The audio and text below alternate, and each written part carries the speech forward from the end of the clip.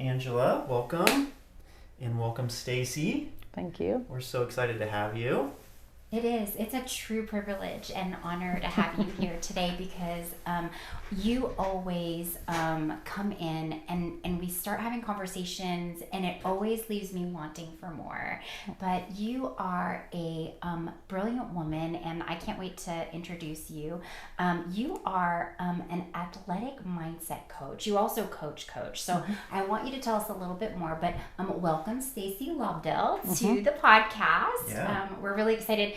Today's conversation is about what we're committed to. So tell us a little bit about you, what you do, and yes. Yeah, excited to be here.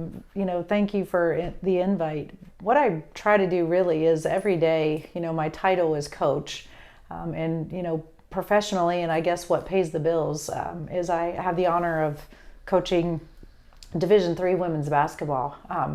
But I also, through my experiences and through my, just daily, I guess my own growth mindset of trying to be, the best coach I can be for my players, I've really found a passion for just mindset coaching and how can we thrive instead of just survive. And that's becoming a lot more of a challenge, I think, in today's society and, fighting through COVID recently. So I, on the side, I really just talk to people, which I love. And I just really kind of try to give them some tools and try to help them through learning how to really say, this is where I'm at. It's okay to recognize where I'm at. That's right. And how am I feeling? And then I'm allowed to feel emotions, but let's take those emotions out of it because we want to thrive. So when I'm making my decisions on a daily basis, realizing really who am I and what's important to me, and then that should help us really influence and drive all of our other decisions that we make on a daily basis, which leads us to really what are we committed to? What are we committed to? Because just like we're growing every day, we're growing older every day. It's inevitable. We're growing in some capacity every day. Maybe we're growing none the wiser every day because we're not committed to that growth mindset, right? But we're always growing a little more curious, growing closer, in our relationships, growing closer in the relationship we have with ourselves, and then growing hopefully to eventually be willing to confront ourselves and fully see ourselves enough to answer that exact question. So if I'm going to be growing today, or if I'm going to be committing today, because whether you know it or not, you're committed to something today, aren't you? Absolutely. And I think that's a great question. When we talked about this and you said, well, we're going to title this, what are you committed to? And really the question can be, the answer could be everything. Yes. But what are you intentionally committed to?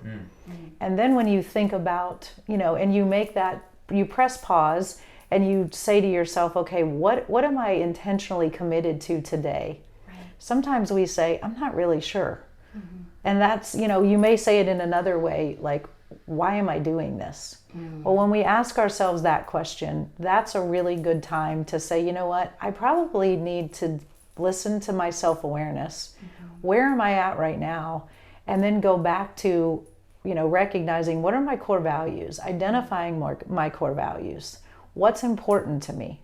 Okay, why is this important to me? Right. And then what do I want to do? Exactly. And then that should take us back to the answer to the question. This is what I'm committed to, Right. because it's the core values that I have, and this is what I want to work for. And then the difference between commitment and motivation is a whole nother topic. So, in looking at yourself, what initial? So, Angela has had the pleasure of working with you for the last couple of months. What initially drew you to the office, and how did commitments play into that? Yeah, perfect. I think, we all, even people that are motivated and are committed most of the time, you get in this, in my profession, I coach and I help everyone else stay committed. So sometimes I feel like, I'm helping everyone else, but I'm not being true to myself. So, a coach needs a coach, right? So when I was, thinking about just kind of recommitting to something, it's really about the accountability piece. And Angela has been a great partner when it comes to accountability, because not only do we talk about the good stuff of health and, hey, this is what's going to serve you best. But just building that relationship. And I think that's what really, I think I've learned, again, as I got older, is, building meaningful relationships and having those conversations. Then you're at a place where you find the like-minded people. Wow. And Angela and I could probably talk for hours every time I come in and see her. And that's kind of what it's led to. So, just, I think, coming in here and just the entire office of just friendliness. And, I feel like I've known all of you for quite some time now, and I know kind of a little bits and pieces of their personal life and what's going on. And it's just, it's just refreshing to find, people that come together. So now you build your culture and you can see that, you guys live that every day. That you find like-minded people, and once I'm loyal, you guys might be stuck with me, because loyalty is one of my core values. Oh my gosh, great. I love that, and I wanna touch back on that too. So it's interesting, but right, we all have our ways of action. Like, we all have our ways of being. We sometimes settle into our own ways of being. And when you're a coach and you're taking care of other people, it's really easy just to settle into that, right? And to let yourself fall by the wayside until you ask yourself, wait a second, core value, who am I being? I'm very loyal. Who am I loyal to first? I am loyal to me first. And that whole commitment pattern, right? But just, I love that you even know that. And what a great question to ask other people is, do you even know like what your core values are? Have you asked yourself that? I can tell you that my core value, one of my top core value, is living in truth and living authentically in congruency every day. And then if there comes a time where I'm not, and I'm recognizing I'm self-abandoning my core value, then I'm like, whoa, like, okay, let's pull back here. And that's when I'm like, right, I don't know who the session's for sometimes. I don't know if it's for me or you. That's the beauty of it all, right? That's it. So I think using the way that we allow our core value to start to speak to what we're committed to when it really gets tough. And like you said, like I just don't even feel like getting up and like being present with myself today. So like walk us through what that's like when we have to come back to this place where we understand like no feeling is final, but how do we talk through that when we just want to quit and run away? I really encourage, the clients and the athletes typically that I work with is to really, we just kind of talk about them and how do you talk to yourself first. So that self-talk is something that's really important. And, when you think about it, and I want everyone, listening to think about this now, how many conversations do we have with ourselves every day compared to others? Sure. And when you have that self-talk, that's that voice in your head telling you one thing, and then, no, I should do this. Or I want to do this, but I need to do this. Or I need to do this, but I want to do this. So that self-talk is really, I think, the first thing. And you have to, I say this a lot.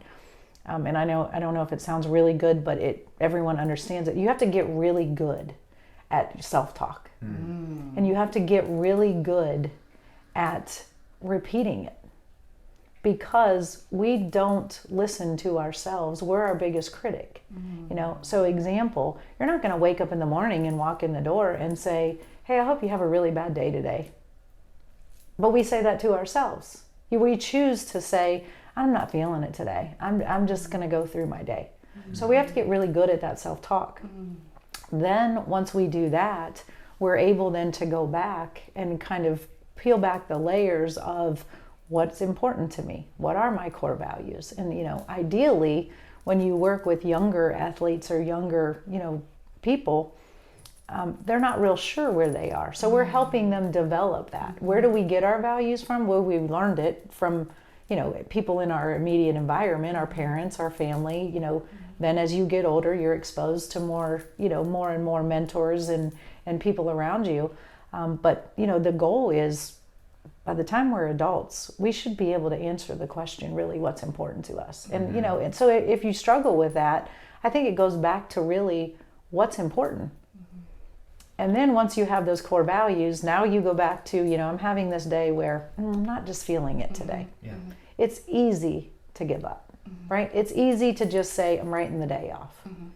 So that's where you develop tools and you develop actually skills, again, that we do what? We get really good at those skills where we learn, you know what? Wait a minute, I'm going to press pause. I'm going to get my mind right because I have to make a decision. I want to make a decision with a clear mind.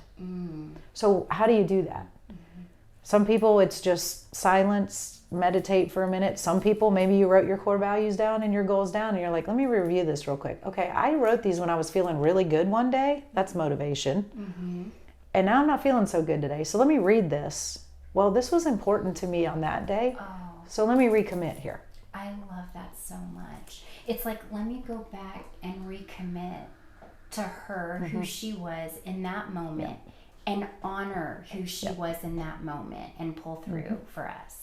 That's wow. You just said a lot of, you just, there was a lot to unpack in what you just said. Let me go back to one of the first things that you were just talking about, which is young people, you know, major influences, immediate, you know, you've got your high school, you've got parents, you've got kind of the smaller group, and then they come to college and that expands. If you're working with somebody on mindset, how do you work with them to define what's important to truly them and their true self and not what has been important to get good grades, being an athlete, like a lot of the other roles that they've had to play or have been, you know, kind of forced to adopt. How do you work with somebody to really discover that true, what do I want? What's important to me? Great question. So I'm going to go back all the way to my health teaching days in the classroom. I taught health in the classroom for about 8 years at the high school level. So I have all of these sophomores in high school that, you know, come in and, oh, this is health, I have to take this. And of course I would start out and say, this will be the most important class that you'll ever take. And they're like, really? This is a requirement that I have to take. And I said, you will use this the rest of your life. Other classes, and I won't. You can. I won't. Yes, yes. Other classes I won't name, but my least favorite was always math classes. And I'm like, you know, math's important, but. So, you know, the point was, this is about you. So just, I used a tool actually in my classroom and I still use it. It's called, you know, we draw 3 circles and of course they're interlocking and it's public self, private self, and ideal self. So as growing up, right, that's kind of our ideal. That's what we're learned. That's what, you know, that's what we learned. That's what we're taught. That's what we're supposed to do, right? Our ideal self. So I have them in that circle. It's not what they want, right? Ideally. It's what is expected of them ideally. Or how other people idealize them. Or even what we think of ourselves. So I always say you have 5 minutes, write down anything that you've ever heard or thought that you should be. So ideal. Then you go to the public. So now maybe, okay, you're an athlete. So you have a certain image, whether you want to or not, you're a role model. People look up to you. You're a doctor. You're, you know, anyone now, you put it on social media, let's think about it. You know, that's your public self. And people love to put on public. What do people typically do now on social media with public self? That's their best self, right? Sure. So whatever their public self is. Write down all of those things. What do you think publicly you should look like? See, now it shifts a little bit from what I should do or be to what I should look like publicly. And then the middle circle is personal. Who are you really behind closed doors when you have your own authentic thoughts, your own organic, you know, this is This is what my desires. This is what I want to be. Mm-hmm. And then that's kind of how we start that conversation and develop that into, okay, so typically, what do your behaviors reflect on a daily basis? Your public self, your private self, or, or your personal or private, and then your ideal self. What grade were you teaching? Sophomores. Okay. Yep. So I've got so let me ask you this. Did they struggle with that? Sure. Yeah. And because probably for a lot of them, it's the first time that they've ever considered. Yep. Number one, what do I think? Yep. Probably what they're supposed to do is really easy. Right. But like what, some of those Yep. other questions are a lot more difficult. Especially, so I've got a middle schooler, and what I'm trying to dig into now is like, okay,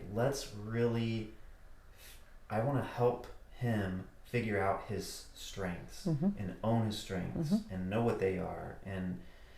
But it's difficult with this age group because it's all social media. Yeah. And a lot of people, but especially kids, it seems like they're responding to what is the screen is telling them they should be doing or feeling or thinking. How do you work with athletes? Because you're working with athletes who have been through this social media stage. Still going through it, right? Like that's an important part of their identity, an important part of their life. How do you work with helping them actually, look at, actually start to put a framework together for themselves? Yep. So there's a few ways that we kind of talk about it. And again, this is what's so, I love the impact of working with athletes individual, because you get to peel back the layers. And some layers come off quicker than others for different people. Sure. But the bottom line is, go back to core values. And core values kind of sounds a little bit advanced for maybe middle school. So you say, what's important to you? To you? Yeah. What's important to you? And I always ask the question, well, when do you feel the most alive? Wow. And that usually is a question for that age, because they can tell you their emotions and they can tell you, oh, when I'm in math class, I like this teacher because why? Okay, great. Maybe it's not so much it's how it makes them feel, but recognize why that teacher helps you, because they care about me. Okay, so maybe caring is something that's important to you. So you kind of just talk them through their feelings. And then when they learn, it's such an important, skill, and it takes courage to be able to talk about your feelings and then be able to say, this is really what I'm feeling. Because social media doesn't allow us to do that. It tells us, oh, you want a filter? Great. Let's put a filter in there. Oh, you want to make it a little bit brighter? Oh, great. We can adjust this. So if we can kind of, and I talk to athletes about this all the time, social media, it can be a great tool. But we do this exercise, and it's fun. I've done it with my own team, and then I do it with individuals, people who maybe like to dive in a little bit further with their hands, and they enjoy creating things. We build our own brand while we're working together. So as a middle schooler, whether they like to draw, whether they like to find pictures on cut and paste on Google, whether they like to paint, whatever they want to do, create a collage, whatever they want to do, you can help them practice creating their brand. Because essentially, when we talk about what are you committed to, when we talk about leaving a legacy, when we talk about who you are, public, private, ideal self, core values, you're building your brand every day. Sure. We've been doing this, but now we just put it out on the web where everyone can see it, which is the scary part. But if they continue to say, this is who I represent, and this is ownership in my brand, I'm building this. They're probably going to be able to then say, let me look at this person on social media. I'm not sure I want to follow what this person is doing. And then I think the other part of this, which is something that most of them can relate to, right? Because they recognize brands. They can list, a million brands because they're so inundated with advertising and marketing. So coming up with that's a great. Yeah. And I think too, to dive into a little bit further is then, go study the brand. And this is where we talk about and we get into maybe I work with different coaching staffs, different offices, organizations on how to build culture.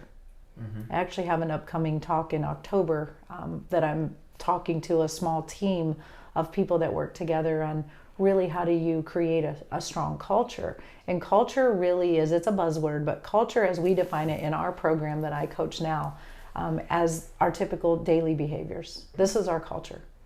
And then when you start looking at, well, this is the brand I'm seeing all the time. What's behind the brand?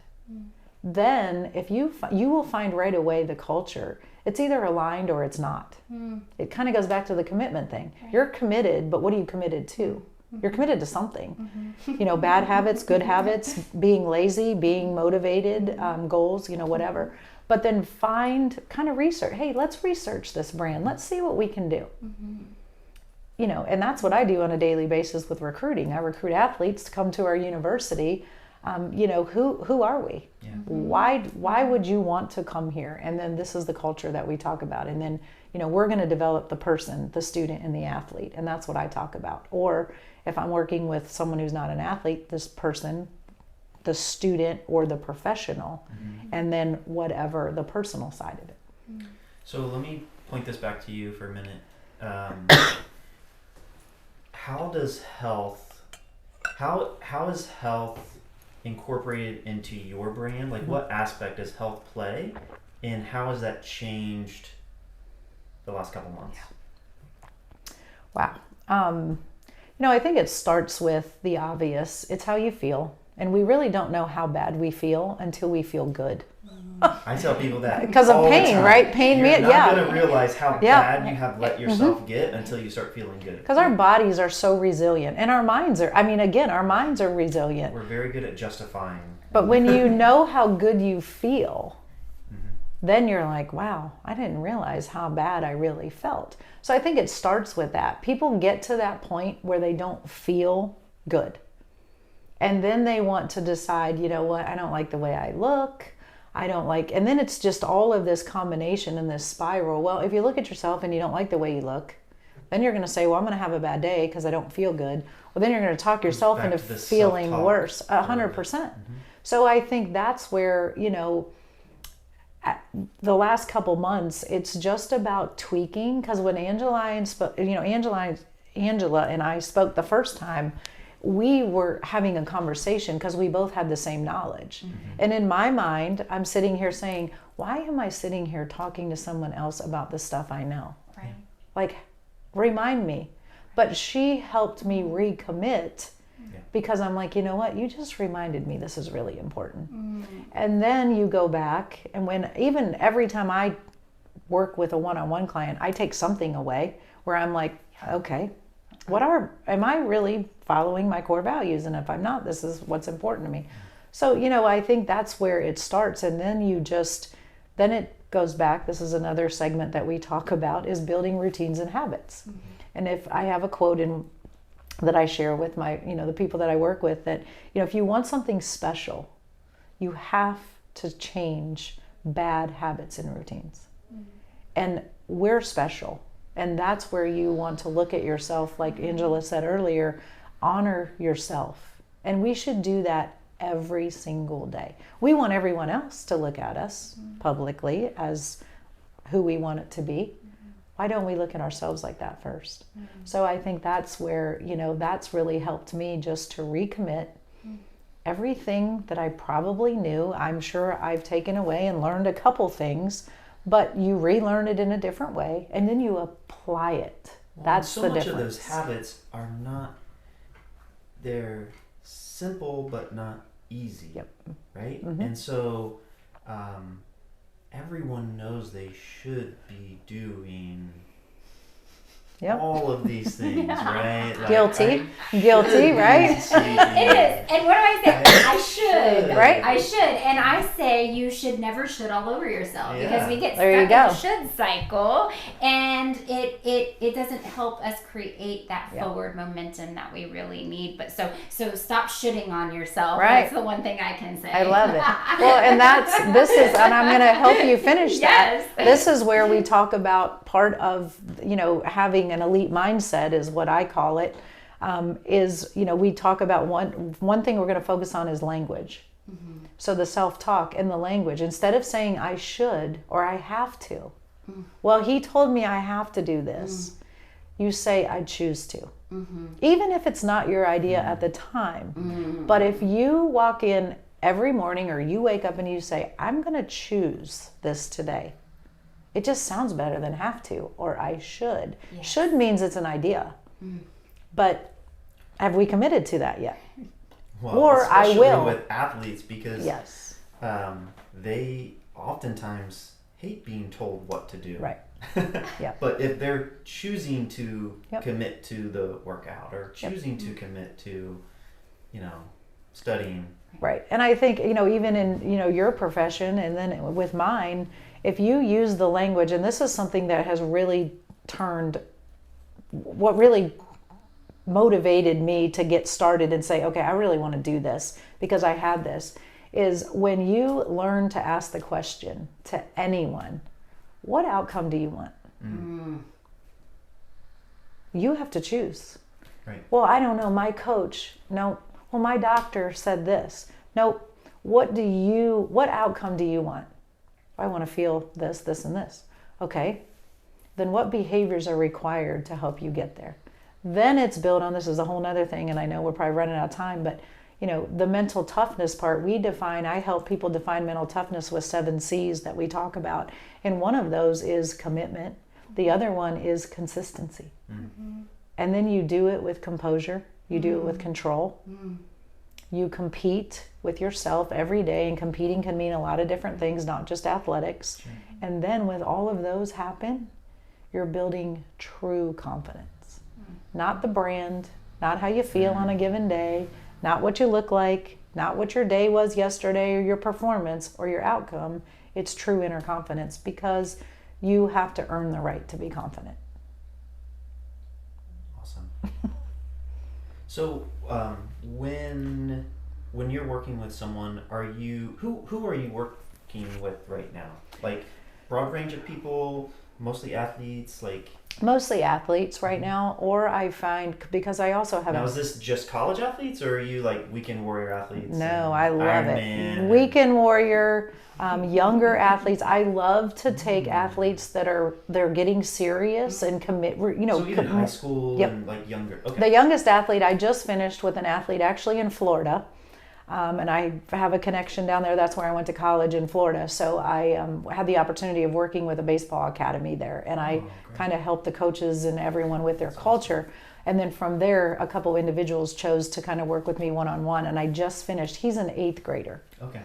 And it was unreal to see how far he is, but yet I'm like, oh my gosh, we're just getting started. And I just finished working with him one-on-one through our, our sessions, and then we'll continue to check in either once or twice a month and help him now that he has the foundation of the tools. Now, how are we using those? How's this working? Do you have like a structured framework of like walking someone through that, or do you start with what outcomes are you looking for, and then kind of... I always ask that question, what are you looking for? Because some it might be performance-based. You know, a higher level athlete might want to really focus on taking their game to the next level. But it always goes back to the person and their habits as a person. Is it nutrition? Is it fitness? Is it, overall mindset? But then, it just depends on where they are. Some of them, like another athlete that she's a sophomore right now, she wants to play Division I soccer. She actually, I've helped her with, if you have this mindset toolkit now, you're going to just thrive. And then it's going to then obviously open up more opportunities for you in what your goal is. And her outcome is she wants to play high-level Division I soccer. Okay, well, what are we doing right now? And then that's where, we do that. But then when I work with... Yeah, and what's our habits look Yeah. like, right? And then older adults, from any age range. I did health coaching for a while, which is a little bit different. But the health coaching that I did, I chose for a reason because it locked in the mindset first. Then it was eat protein, make sure you're getting this. But if you just do that, that's just temporary. It's not going to last. So when people have the mindset shift, so I've basically been doing this. I've been coaching basketball and athletics for 31 years. This is my 31st year.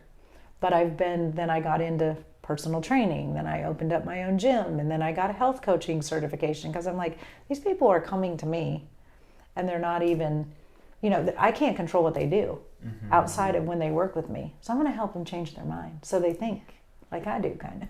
Amazing. Wow. We're So- going to need to know where to find you too. So where people Okay. can Yeah. find you. So Yeah, we can link Yeah, all I of want to that. link all of Great. your things to that. Okay, 100%. Wow. awesome.